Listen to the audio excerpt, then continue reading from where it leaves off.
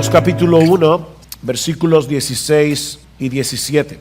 Dice así la bendita palabra de Dios: porque no me avergüenzo del evangelio, pues es poder de Dios para la salvación de todo el que cree, del judío primeramente y también del griego. Porque en el evangelio la justicia de Dios se revela por fe y para fe, como está escrito: mas el justo por la fe vivirá. En estos dos versículos que acabamos de leer, no solo encontramos el corazón, la esencia de la carta de Pablo a los romanos, sino también el corazón del cristianismo, el corazón del evangelio. Pablo nos muestra en este texto cómo puede un Dios perfectamente justo perdonar y aceptar en su presencia a un hombre injusto y aún así preservar intacta su justicia. Yo voy a repetir esa pregunta otra vez, porque ese es el corazón de este texto y es el corazón de mi sermón en esta mañana. ¿Cómo puede un Dios perfectamente justo aceptar, perdonar y aceptar en su presencia a un hombre injusto y aún así mantener intacta su propia justicia? Si tú puedes entender lo que Pablo nos enseña en estos dos versículos, tú vas a entender de qué se trata el cristianismo. Pero más importante aún, vas a entender qué fue lo que Dios llevó a cabo a través de su Hijo para reconciliarnos con Él. Por eso alguien decía que este texto es la declaración más importante que jamás haya sido escrita. No hay otro texto en la literatura humana que sea más importante que lo que Pablo nos está diciendo aquí. Ahora, antes de pasar a considerar el contenido de estos dos versículos, permítanme poner este texto en su contexto. Hace 2 semanas comenzamos el estudio de esta carta que el apóstol Pablo envió a una iglesia que no lo conocía personalmente, pero a la que él deseaba visitar desde hacía años. Es esa imposibilidad de llegar a Roma lo que mueve a Pablo a escribirles esta carta, que termina convirtiéndose en un tratado monumental del evangelio y de sus implicaciones. En los primeros 15 versículos del capítulo 1 que ya consideramos en los 2 domingos anteriores, Pablo introduce la carta manifestándole, entre otras cosas, su ferviente deseo de ir a visitarles para compartir con ellos el evangelio. Noten el versículo 15: así que por mi parte ansioso estoy de anunciar el evangelio también a vosotros que estáis en Roma. Estoy ansioso, dice Pablo, de llegar a vosotros con el evangelio. Pero ahora, en los versículos 16 y 17, Pablo les provee un resumen magistral del contenido de ese evangelio, que él introduce con una extraña declaración. Si notan el versículo 16 otra vez, Pablo dice: yo quiero ir a Roma a predicarles el evangelio, porque no me avergüenzo del evangelio. Yo no me avergüenzo del evangelio. Ahora, esta declaración es extraña porque, humanamente hablando, subrayen eso, repito, humanamente hablando, Pablo tenía todas las razones del mundo para avergonzarse del evangelio. Por predicar el evangelio, Pablo había sido apresado en Filipo, expulsado de Tesalónica, sacado en secreto de Damasco, colgado de una canasta por las murallas de la ciudad, tuvo que ser escoltado para salir a salvo de la ciudad de Berea. Pablo fue burlado en Atenas, considerado como un imbécil en Corinto, apedreado y dejado por muerto en la ciudad de Listra, acusado de blasfemia en Jerusalén, donde casi lo matan a golpes. Mis hermanos, cualquier ser humano normal se habría sentido tentado a cambiar de trabajo antes que seguir poniendo en peligro su integridad física y su integridad emocional. Por otra parte, en este punto de la historia, el cristianismo tenía muy mala reputación en Roma y en todo el imperio. Los cristianos eran acusados de ser ateos, porque ellos no adoraban a los dioses del Olimpo. Muchos pensaban que eran caníbales, caníbales, porque no podían entender qué era lo que pasaba en la cena del Señor, cuando ellos compartían el pan y decían el cuerpo de Cristo. Ellos pensaban que los cristianos comían carne humana en sus cultos secretos de adoración. También eran considerados como un peligro para la estabilidad política del imperio, porque la estabilidad de Roma giraba en torno a la adoración del emperador como una persona divina.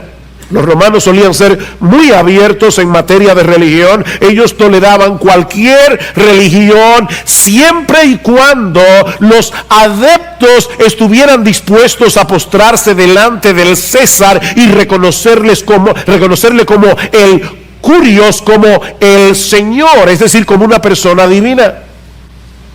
Pero los cristianos se rehusaban a reconocer otro Señor que no fuera Jesucristo. Y fue esa exclusividad del cristianismo lo que finalmente provocó la persecución del imperio romano. De hecho, es lo mismo que sucede en el día de hoy. El mundo es capaz de tolerar casi cualquier cosa, menos las verdades y valores absolutos de la fe cristiana. Nosotros vivimos en medio de una tolerancia peligrosamente intolerante. Ese es el mundo en el que nos ha tocado vivir. Y por si todo eso fuera poco, el mensaje del Evangelio no podía resultar más absurdo en el contexto de la cultura grecorromana. Los cristianos proclamaban, escuchen esto mis hermanos, y traten de olvidar por un momento que muchos de ustedes son cristianos, han oído esto desde siempre. Traten de olvidar eso por un momento. Los cristianos proclamaban que el Salvador del mundo era un carpintero judío nacido en una pequeña y desconocida aldea de Palestina, que había sido condenado a morir en una cruz por un procurador romano. La muerte por crucifixión era el peor tipo de castigo que se aplicaba en aquellos días. Era tan cruel y tan vergonzosa que se reservaba para los peores criminales, y estaba prohibido que un ciudadano romano muriera por crucifixión. De manera que la idea de que el destino eterno de los hombres dependiera de nuestra relación con un judío crucificado, en esta cultura era el colmo de la estupidez. Es a eso que se refiere Pablo cuando dice en 1 Corintios capítulo 1, versículo 18, que la palabra de la cruz, y él se está refiriendo precisamente al mensaje del Evangelio que proclama salvación por medio de la muerte de un crucificado. La palabra de la cruz es locura, es tontería, es imbecilidad, dice Pablo, para los que se pierden. Era un escándalo para los judíos, una estupidez para los griegos. El Evangelio era un insulto a la inteligencia. Por eso no es difícil suponer que algunos cristianos en Roma, y yo sospecho que algunos aquí, estaban luchando con la tentación de no querer compartir con otros el Evangelio, porque no querían ser burlados, porque no querían ser tenidos por imbéciles. Yo no sé tú, pero yo creo que pocas cosas pueden resultar más difíciles de soportar que el rechazo y la vergüenza. Y sin embargo, ahora Pablo les dice, ¿saben qué? Yo tengo años deseando ir a Roma. Tengo años deseando ir a Roma porque yo quiero predicarles el Evangelio. Y la razón por la que yo quiero predicarles el Evangelio es porque yo no me avergüenzo del Evangelio. Es una declaración extraordinaria. Viéndolo en ese contexto. Yo no me avergüenzo del Evangelio, ni quiero que ustedes se avergüencen tampoco. Ahora déjenme decirles, Pablo era un buen maestro, no solamente hace una declaración, permítanme explicarles por qué a pesar de todo lo que me ha sucedido, por qué a pesar de que el Evangelio es una locura en la cultura greco-romana en la que nos ha tocado vivir, déjenme explicarles por qué yo no me avergüenzo del Evangelio. Y Pablo da 4 razones aquí. La primera es porque el Evangelio es el poder salvador de Dios. Versículo 16. Porque no me avergüenzo del Evangelio, pues es poder de Dios para la salvación de todo el que cree. Pablo sabía que ese mensaje que resultaba tan absurdo para la mente humana era en realidad el poder omnipotente de Dios para salvar a los pecadores.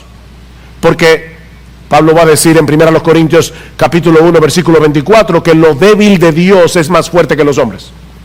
Lo que los hombres tienen por débil en Dios es más fuerte que los hombres. La palabra griega que se traduce aquí como poder es una palabra que ustedes conocen, es la palabra dunamis, de donde viene nuestra palabra dinamita. La palabra, dice Pablo, es el poder explosivo de Dios. Pero no para destruir, sino para construir, para salvar. Es un poder que transforma, es un poder que reconstruye una vida humana que está despedazada internamente en el asiento mismo de su personalidad. Una mente, un corazón, una vida que está destrozada por causa del pecado. El Evangelio es poder de Dios para hacer eso.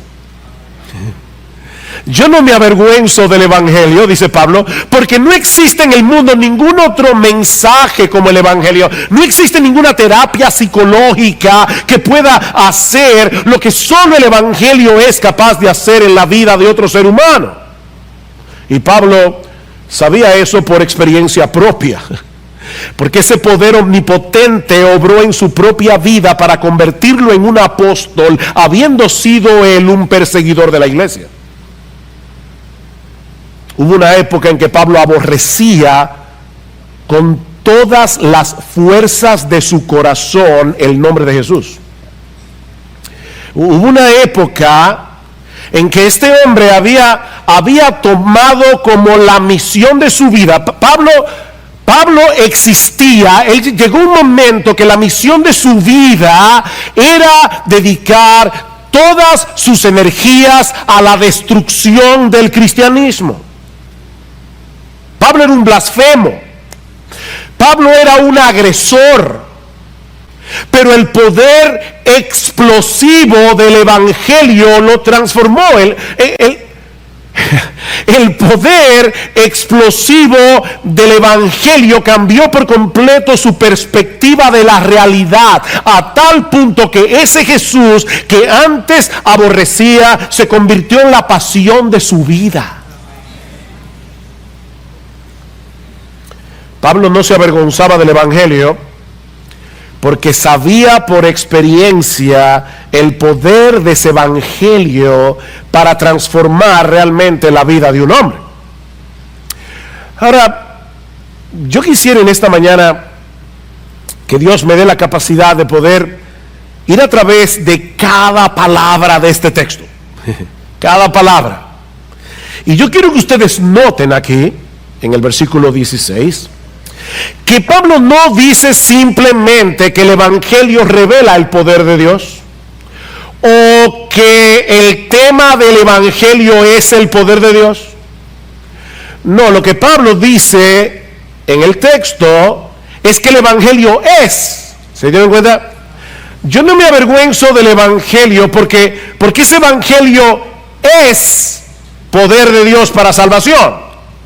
Es a través de la predicación del Evangelio que Dios obra en el corazón de los hombres para traerlos a salvación y transformarlos por completo de adentro hacia afuera. El Evangelio es el bisturí a través del cual Dios abre los ojos de hombres que están ciegos y que no pueden ver lamentablemente la gloria, la hermosura, la majestad, la sabiduría, el poder, la gloria de nuestro bendito Señor y Salvador Jesucristo. Así que Dios usa el Evangelio como el bisturí a través del cual Él hace esa operación. Yo recuerdo cuando mi mejor amigo se convirtió al Señor. Para mí fue un shock, porque éramos amigos a través de toda la adolescencia. Era realmente una persona muy cercana a mí, yo lo conocía muy bien, y una de las cosas que yo admiraba de ese amigo era su inteligencia. Siempre pensé que este amigo era mucho mejor que yo en todo. En la escuela él sacaba mejor nota que yo, nos metíamos en un deporte y él jugaba mejor que yo. Una vez entramos juntos a aprender a tocar guitarra y al poco tiempo ya él estaba tocando guitarra y yo estaba maltratando la guitarra. Él era mejor que yo en todo. Y gracias al Señor, yo nunca que yo recuerde sentí envidia por él. Pero yo recuerdo cuando él por primera vez me habló de Jesucristo. Para mí fue un shock. ¿Cómo es posible que este individuo de verdad crea que Jesucristo es el Dios encarnado? Y recuerdo una noche hablando con él acerca de ese tema, me decía, ¿qué tú crees de Jesucristo? Yo dije, bueno, era un hombre adelantado para su época. ¿Han oído eso? Unos días más tarde, yo comencé a leer la Biblia.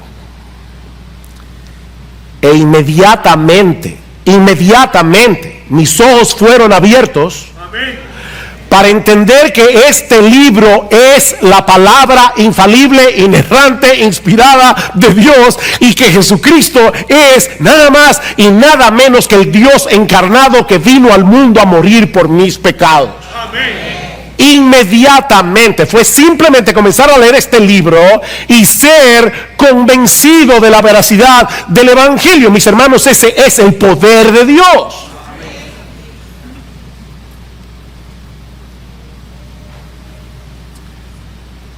Es el bisturí que te opera de cataratas para que puedas entender que ese Jesús que fue crucificado en debilidad no era otro que el Hijo de Dios, la segunda persona de la Trinidad, que por amor a nosotros se hizo hombre y decidió ocupar nuestro lugar en esa cruz para saldar nuestra deuda con la justicia de Dios. Hace un momento citábamos 1 Corintios 1:18, permítanme citarles el texto un poco más ampliamente. Dice, porque la palabra de la cruz es locura a los que se pierden, pero a los que se salvan, esto es, a nosotros es poder de Dios. Pues ya que en la sabiduría de Dios el mundo no conoció a Dios mediante la sabiduría, agradó a Dios salvar a los creyentes por la locura, oigan eso, la locura de la predicación, lo que estamos haciendo hoy en la mañana aquí. Porque los judíos piden señales, no hay nada nuevo debajo del sol. Yo quiero ver algo espectacular, yo quiero ver milagros. Los judíos piden señales, los griegos buscan sabiduría.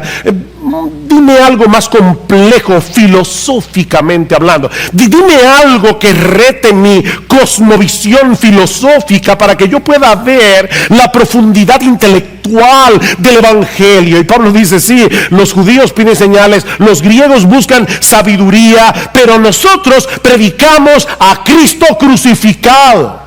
Para los judíos ciertamente tropezadero, para los gentiles locura, mas para los llamados, así judíos como griegos, Cristo, poder de Dios y sabiduría de Dios. En otras palabras, lo que Pablo está diciendo es, Eso que el mundo considera una locura y una necedad y una estupidez, es el instrumento omnipotente que usa Dios para salvar a los perdidos.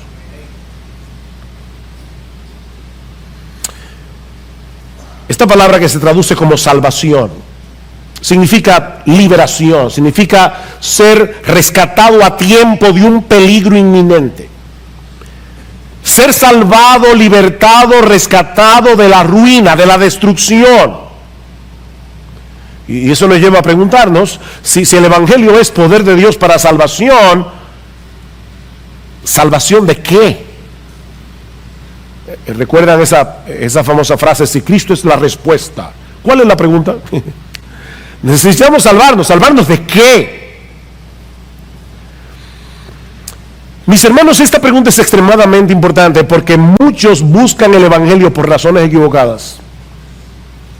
Y lamentablemente muchos predican el Evangelio dando razones equivocadas. Ven a Cristo y toda tu vida será dichosa y tú serás multimillonario y todos tus problemas se van a solucionar, tu familia será hermosa, tu esposo te va a querer. Escucha lo que sigue diciendo Pablo en nuestro texto. Porque no me avergüenzo del Evangelio, pues es poder de Dios para salvación de todo el que cree, del judío primeramente y también del griego. Porque en el Evangelio la justicia, la justicia de Dios se revela por fe y para fe, como está escrito, mas el justo por la fe vivirá, porque... Aquí está la necesidad del Evangelio, porque la ira de Dios se revela desde el cielo contra toda impiedad e injusticia de los hombres que con injusticia restringen la verdad. El hombre se pasa la vida tratando de evadir la verdad. El hombre se pasa la vida evitando llegar a la conclusión evidente de que existe un Dios a través de todo lo creado. Es lo que Pablo está diciendo aquí. Ahora, yo sé que hablar en el siglo XXI de la ira de Dios no es políticamente correcto. A muchos le parece extraño que nosotros hablemos de la ira de Dios, porque no pueden aceptar el hecho de que un Dios de amor al mismo tiempo experimente ira. Por eso es importante aclarar que la ira de la que Pablo está hablando aquí no es ese tipo de rabia ciega que lleva a las personas a actuar sin control. ¿Han visto eso? A cometer locuras. No, se trata más bien de la justa indignación de Dios por causa del pecado y su obligación a darle al pecado el castigo que el pecado merece, porque Él es un Dios perfectamente santo y perfectamente justo. Si eso te parece extraño, déjame hacerte una pregunta. ¿Acaso no percibes en lo más profundo de tu corazón?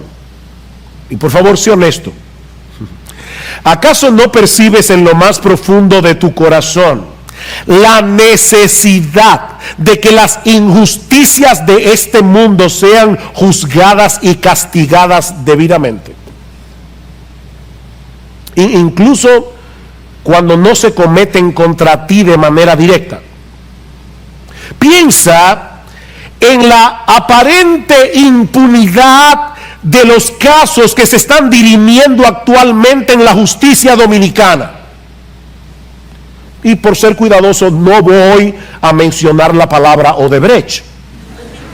Pero piensa por un momento en la injusticia que se comete, en la impunidad que vemos a diario en la justicia dominicana. Y por favor, sé honesto, dime si eso no te indigna.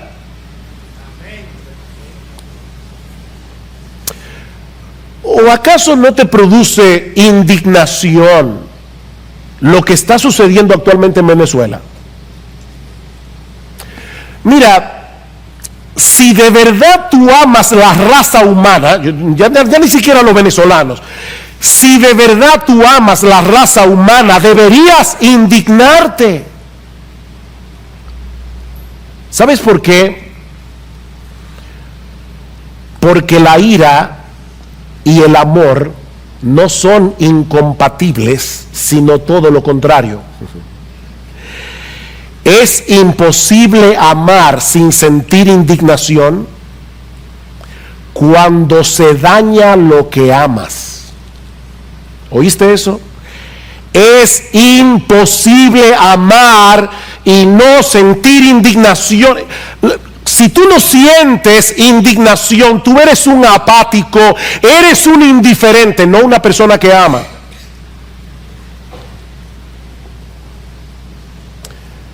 Multiplica esa indignación que tú sientes por el infinito y tendrás una idea muy débil de lo que significa para un Dios perfectamente santo y justo el pecado de sus criaturas. Él nos creó para su gloria.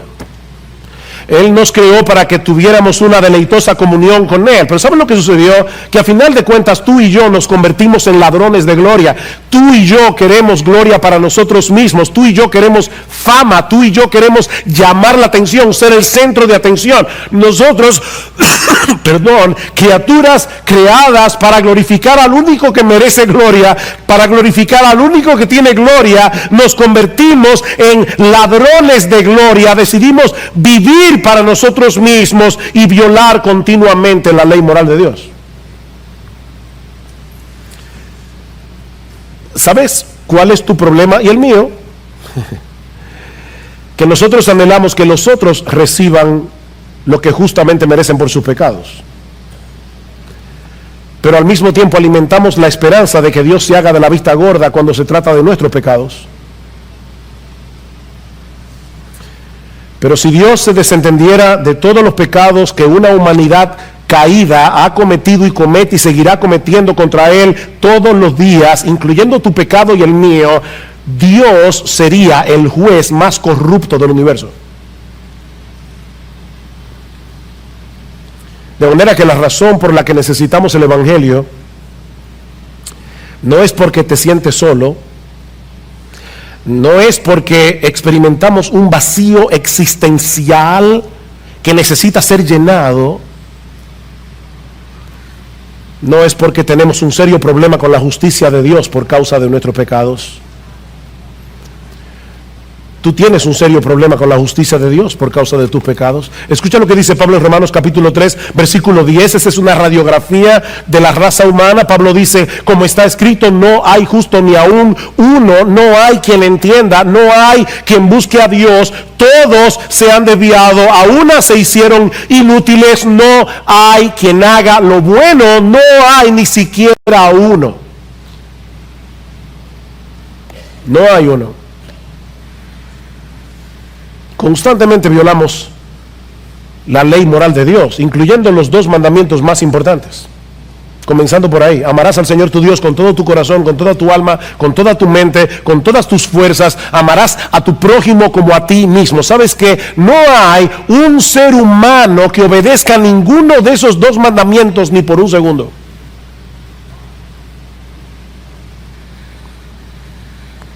Y eso nos coloca en una terrible situación ante la realidad de que algún día tendremos que comparecer delante de un Dios perfectamente justo, que todo lo ve y que todo lo conoce. Si esta vida no terminara en un juicio, esta vida sería una broma muy pesada.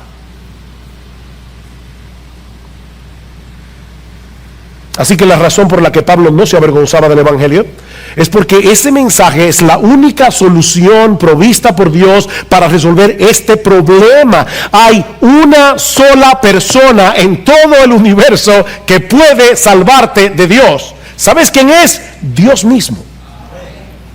Solo Dios puede salvarte de Dios. Ese es el corazón del Evangelio. Y esa razón es suficiente para que ningún creyente se sienta avergonzado del Evangelio. Predica este Evangelio, no te avergüences del Evangelio, porque este mensaje es poder de Dios para salvación. Pero Pablo nos da una segunda razón aquí. Yo quiero ir a Roma, yo quiero predicar el Evangelio, yo no me avergüenzo del Evangelio, por el alcance universal del Evangelio. Vean el versículo 16 una vez más. Porque no me avergüenzo del Evangelio, pues es poder de Dios para la salvación de todo el que cree. Del judío primeramente y también del griego. La oferta del Evangelio es para todos. ¿Saben por qué? Porque todos necesitan lo que el Evangelio ofrece. No importa si tú eres rico, si tú eres pobre, no importa si tú eres famoso o si eres desconocido, no hay una sola persona en todo el planeta que no necesite el Evangelio. Y Pablo se ocupa de englobar aquí a toda la raza humana. Dice él, es salvación de todo aquel que cree. Todo aquel, sin distinción alguna. Y luego añade, del judío primeramente y también del griego. Esa es una de las nomenclaturas que usaban los judíos para referirse en aquellos días a toda la raza humana. Por un lado estaban los judíos, aquellos que recibieron originalmente las promesas de un Mesías, y luego estaban todos los demás, a quienes los judíos llamaban griegos o llamaban gentiles. Así que Pablo está dejando muy claro en este texto que existe una sola oferta de salvación para todo el mundo. No hay un salvador para los judíos y otro para los griegos. No hay un salvador para los chinos y otro para los hindúes y otro para los dominicanos. Es el mismo salvador para todos, porque hay un solo Dios, dice Pablo en 1 Timoteo capítulo 2 versículo 5. Hay un solo Dios y hay un solo mediador entre Dios y los hombres, Jesucristo hombre. La buena noticia es que ese Salvador está disponible para todo aquel que cree. En un sentido, el Evangelio es exclusivo porque proclama salvación únicamente en Cristo, solo en Él. Yo soy el camino y la verdad y la vida, dijo Jesús. Nadie viene al Padre sino por mí. ¿Oíste eso? Yo soy el camino, no un camino entre muchos. Yo soy el camino, yo soy la verdad, yo soy la vida. Nadie viene al Padre sino por mí. Es exclusivo, pero al mismo tiempo es universal, porque está disponible para cualquiera que deposite su fe únicamente en Él. Es para todo aquel que cree. Tú no tienes que esforzarte y tratar de ser lo suficientemente bueno como para merecer el Evangelio. No te esfuerces. No trates de ser lo suficientemente bueno. Tú no tienes que tener un grado académico. No tienes que ser buen mozo, qué bueno. No tienes que haber sido lo suficientemente exitoso en la vida como para que Dios te tome en cuenta. Es simplemente creer. A veces aparecen ciertas ofertas en el periódico que nos parecen increíblemente atractivas. El problema es que muchas veces, y en letras pequeñas, hay una nota al final que dice: ciertas restricciones aplican. ¿Han visto eso? Y cuando vas a la tienda te lo sacan en cara. ¿Sabes qué, mi amigo? Eso nunca te va a suceder con el Evangelio. Nunca. La razón de por qué Pablo quería predicar este Evangelio en Roma es porque la oferta era para todos. Es para todo aquel que cree sin ninguna restricción. Es para un estafador como Zaqueo el publicano. Es para un blasfemo y perseguidor como Pablo. Es para un moralista como Nicodemo. Es para todos, siempre y cuando reconozcas tu pecado y confíes únicamente en Cristo para salvación. Y quiero resaltar aquí la palabra únicamente. Únicamente. Voy a decir algo profundo. Espero que hayan dormido bien. Lo que estoy tratando de decir es que creer en Cristo es creer en Cristo. O sea, es creer en Cristo y en nadie más. El punto aquí, mi amigo, es que tú tienes que dejar de descansar en tu decencia, tú tienes que dejar de descansar en tu moralidad, tienes que dejar de descansar en tu religiosidad para depender únicamente de Él y de lo que Él hizo por pecadores al morir por ellos en una cruz. Es venir delante del trono de Dios como un mendigo. El mendigo que se siente en la acera a mendigar, está reconociendo su miseria, está reconociendo que él depende de los demás para seguir viviendo. Y es de ese tipo de fe que Pablo está hablando aquí. Una fe que te lleva a reconocer tu propia indignidad y tu propia impotencia para salvarte. Cuando tú llegaste a la iglesia esta mañana, tal vez no lo recuerdas, pero cuando llegaste a la iglesia esta mañana, tú te sentaste en la silla donde estás. Y lo hiciste porque tú presuponías que la silla podía sostener tu peso. Supongo que a nadie se le ocurrió que tal vez debía sostener la silla, por si acaso, con sus propias manos. ¿No? ¿Tuviste la silla? Y descansaste todo el peso de tu cuerpo allí. Descansa a sí mismo en Jesucristo. Todo el peso de tu pecado, todo el peso de una vida vivida a espaldas de Dios, descánsalo en Él. Ahora, esa confianza en Cristo, confiar en Cristo de esa manera, implica mucho más que un asentimiento intelectual de quién Él es y de lo que Él hizo en una cruz para salvar a los pecadores. La fe de la que se habla en el Nuevo Testamento es un rendimiento de toda tu vida. ¿Saben lo que es rendirse, verdad? Levantar la bandera blanca. De tal manera que Cristo venga a ser tu dueño, que Cristo venga a ser tu amo, que Cristo venga a ser tu Señor. Es por eso que este tipo de fe siempre viene acompañada de arrepentimiento. Y el arrepentimiento es ese reconocimiento doloroso de haber vivido toda una vida de espaldas a Dios y a tu manera.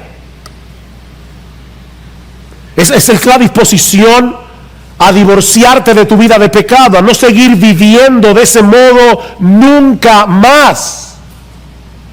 Lo que Pablo está diciendo entonces es que él no se avergüenza del evangelio, porque ese mensaje actúa poderosamente en todo aquel que cree con esa clase de fe, sin distinción alguna, y los libra por completo de la condenación y de la esclavitud del pecado. Ahora, ¿cómo es que el evangelio hace eso? Bueno, eso nos lleva a la tercera razón que Pablo nos da en el versículo 17. Él no se avergüenza del evangelio por la perfecta provisión que Dios nos da en el evangelio. Versículo 17. Otro porque aquí. Porque en el evangelio la justicia de Dios se revela por fe y para fe, como está escrito, mas el justo por la fe vivirá. Miren, mis hermanos y amigos que nos visitan en esta mañana, no sería exagerado decir que el correcto entendimiento de este texto a finales de la Edad Media produjo una de las más grandes revoluciones, uno de los más grandes avivamientos en toda la historia de la iglesia, cuando a un monje alemán llamado Martín Lutero le encargaron enseñar la carta de Pablo a los romanos en la Universidad de Wittenberg. Lutero había sido estudiante de abogacía, era de derecho, antes de hacerse monje, y él entendía muy bien cómo funcionaba la ley. Así que cuando Lutero comenzó a estudiar esta carta, Lutero estaba desesperado consigo mismo, porque Lutero no sabía cómo él podía llegar a agradar a un Dios perfectamente justo. ¿Cómo yo puedo llenar la medida de justicia que Dios exige si yo soy un pecador? De hecho, Lutero, cuando iba al confesionario, los confesores le tenían pavor, porque Lutero se pasaba 3, 4 horas confesando sus pecados, y muchas veces cuando salía del confesionario volvía otra vez, porque se le había olvidado algo. Por eso le pareció tan extraño cuando, estudiando Romanos, se encontró con este texto. La palabra evangelio significa buena noticia. Y la pregunta de Lutero es, ¿cómo Pablo puede decir en este texto que el evangelio es una buena noticia porque revela la justicia de Dios? Eso no es una buena noticia, saber que Dios es justo. No es una buena noticia saber que ese Dios perfectamente justo algún día le va a dar a cada cual lo que merece. Como Pablo nos dice aquí, yo no me avergüenzo del evangelio, porque en esta buena noticia se revela la justicia de Dios. Hasta que Lutero entendió que Pablo no está hablando aquí del carácter justo de Dios, sino de la justicia que Dios provee como un regalo gratuitamente por gracia, por medio de la fe a los que no tienen justicia. Esta es la justicia que viene de Dios hacia el pecador. Es la justicia que Él provee como un regalo, como un don de gracia por medio de Jesús. ¿Recuerdan la pregunta que yo hice al principio? ¿Cómo puede un Dios perfectamente justo aceptar en su presencia a un pecador injusto y seguir siendo justo? La respuesta a ese dilema es Jesús. Jesús es la respuesta. La segunda persona de la Trinidad se hizo hombre para cumplir a la perfección todas las demandas de la ley moral de Dios, y luego fue a una cruz para pagar con su muerte lo que la ley demanda de sus transgresores. La paga del pecado es la muerte. De ahí lo que dice Pablo en 2 Corintios 5:21, al que no conoció pecado, Cristo, al que no conoció pecado, por nosotros, es decir, a favor de nosotros, por causa de nosotros, Dios a Él lo hizo pecado, para que entonces nosotros fuésemos hechos justicia de Dios en Él. Eso es lo que Lutero llamaba un glorioso trueque. Un glorioso intercambio. Nosotros le damos a Jesús nuestros pecados, Él paga completamente por ellos en la cruz, y al mismo tiempo Él nos concede su justicia por medio de la fe. Por eso Pablo dice más adelante en Romanos capítulo 3 versículo 27, ¿dónde pues está la jactancia? ¿Hay alguien que se pueda jactar de ser creyente aquí? ¿Hay alguien que pueda llegar al cielo diciendo, bueno, aquí estoy, Señor? Esta salvación fue sudada. No, tú no la sudaste, otro la sudó por ti. ¿Dónde está la jactancia? Dice Pablo, queda excluida. No hay jactancia en ser cristianos. ¿Por cuál ley? ¿La de las obras? No, por la ley de la fe, porque concluimos que el hombre es justificado por la fe aparte de las obras de la ley, sin las obras de la ley, sin cumplir las obras de la ley. Somos justificados, somos declarados justos en el tribunal de Dios únicamente por medio de la fe. Capítulo 5 versículo 1 de Romanos. Por tanto, habiendo sido justificados por la fe, tenemos paz para con Dios por medio de nuestro Señor Jesucristo. Estamos en paz. No tenemos cuentas pendientes con la justicia de Dios. ¿Qué es entonces lo que se revela en el Evangelio? Que nosotros como pecadores jamás podremos llegar a satisfacer la justicia perfecta de Dios, porque Él solo puede ser plenamente satisfecho con una justicia que sea idéntica a la de Él. Dice el profeta en Isaías 64:6, que nuestras obras de justicia son como un trapo de inmundicia delante de Él. De manera que la única justicia que Dios acepta en su presencia es la justicia perfecta de su Hijo, la cual es puesta en nuestra cuenta por medio de la fe. Ese es el corazón del Evangelio. Que somos declarados justos en la presencia de Dios, aceptando por la fe que Él nos concede como un regalo por medio de la fe en Jesucristo. Es una justicia que nos es ajena, es una justicia que jamás podremos alcanzar por nosotros mismos. Pablo dice en Efesios 2:8, texto muy conocido: porque por gracia sois salvos por medio de la fe, y esto no de vosotros, pues es un regalo de Dios, no por obras, para que nadie se gloríe. Mi amigo, déjame decirte algo: tus buenas obras son como dinero de monopolio en el cielo.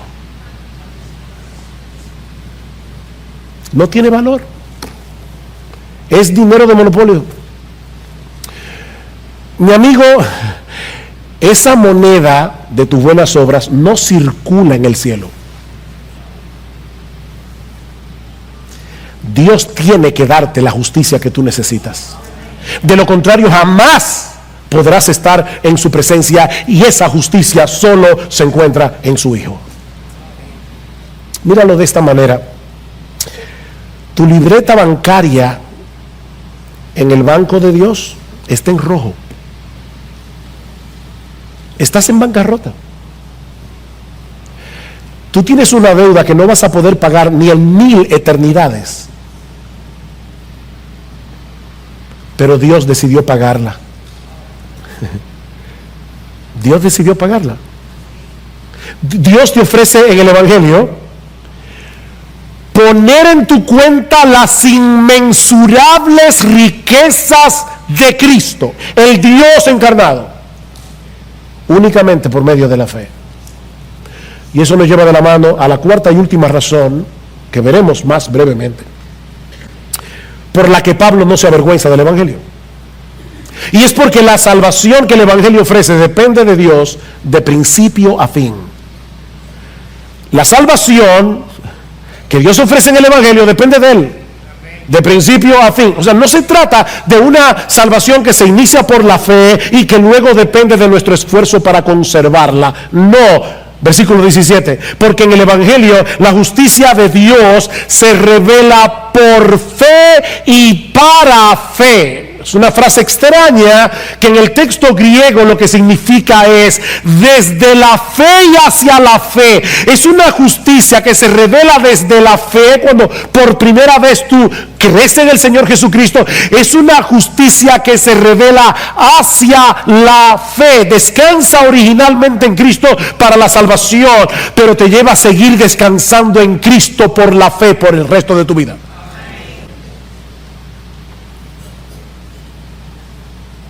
Continuamente vas a tener que estar aplicándote la justicia de Cristo por la fe.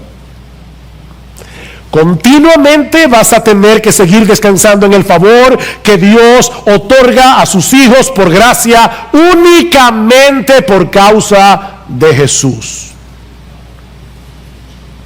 De ahí la cita de Pablo al final del versículo 17, como está escrito. ¿Dónde está escrito? En Habacuc, capítulo 2, versículo 4, como está escrito: mas el justo por la fe vivirá. Así que este mensaje no es nuevo, es el mismo del Antiguo Testamento. Es el mismo mensaje en los dos testamentos. Dios no tenía un plan A y un plan B, solo un plan A.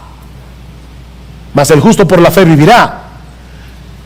Dios le está recordando aquí al profeta Habacuc que en medio de las circunstancias difíciles de la vida debemos confiar en Él, aunque no seamos capaces de entender lo que Él está haciendo.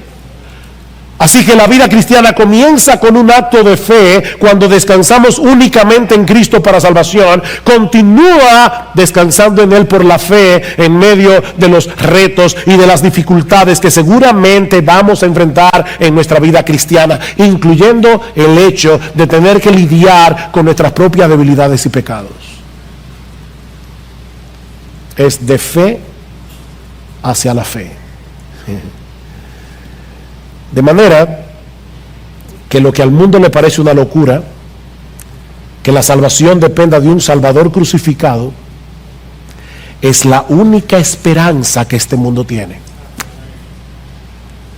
No hay salvación para nadie fuera del Dios encarnado, que voluntariamente decidió asumir nuestra culpa en la cruz del Calvario, y Dios usa ese mensaje con poder para cambiar corazones de piedra en corazones de carne. La fe viene por el oír y el oír por la palabra de Dios. Dios usa este mensaje para que los pecadores vengan a Él y se reconcilien con Él por medio de la fe. Es por eso que los creyentes no debemos avergonzarnos del Evangelio. Oh, mi hermano, no te avergüences del Evangelio. Sí, no es políticamente correcto predicar el Evangelio en este mundo pluralista y relativista en el que nos ha tocado vivir, un mundo de mente abierta.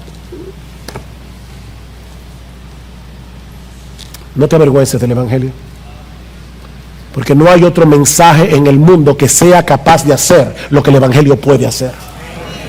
No te avergüences del Evangelio, hermano, porque no hay un ser humano en todo el planeta que no esté necesitado de esa salvación que el Evangelio ofrece únicamente por gracia, únicamente por Cristo, únicamente por medio de la fe. Predica el Evangelio, mi hermano, porque este Evangelio sigue siendo poder de Dios para salvación, y Jesucristo sigue siendo un poderoso Salvador para llamar a los hombres a la fe por medio del Evangelio. Por experiencia propia sabemos que muchos de los que hoy se burlan, mañana puede ser que estén alabando su bendito.